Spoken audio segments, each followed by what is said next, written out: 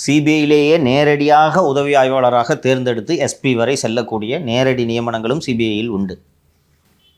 வருமான வரித்துறை, border security force, central reserve police force, railway police, இதர மாநில காவல்துறை, all central government paramilitary forces, IRS officers, இவர்களும் சிபிஐயில் பணியாற்றுவார்கள். நீங்கள் இந்தியன் பேங்க்கில் ப்ரொபேஷனரி ஆஃபீஸராகவோ அசிஸ்டன்ட் மேனேஜராகவோ இருக்கீங்க, சிபிஐக்கு டெப்டேஷனுக்கு போனீங்கன்னா யூ வில் பிகம் டிஎஸ்பி. அவர்களை எப்படி மாநில காவல்துறை கட்டுப்படுத்த முடியும்? இது ஒரு புறம். எஸ்ஐடியில் வேலை செய்பவர்கள் யார்? தமிழக காவல்துறையினர். இப்போ எஸ்ஐடி முடிஞ்சு போச்சு, கன்விக்ஷன் வந்துருச்சு. இப்போ அதில் வேலை செஞ்ச அதிகாரிலாம் எங்கே போவாங்க? தமிழக காவல்துறையில் தான் இருப்பாங்க. இப்போ எதுக்கு 10,000 ஃபோனை பிடுங்கினாங்கன்னு தெரியுதா? அருண் சொல்லி தான் பிடுங்கினது. இது ஒரு புறம். இந்த வழக்கில் இன்றைக்கி தண்டனை, கடந்த வாரம் குற்றவாளி என்று தீர்ப்பு வந்தது இல்லையா?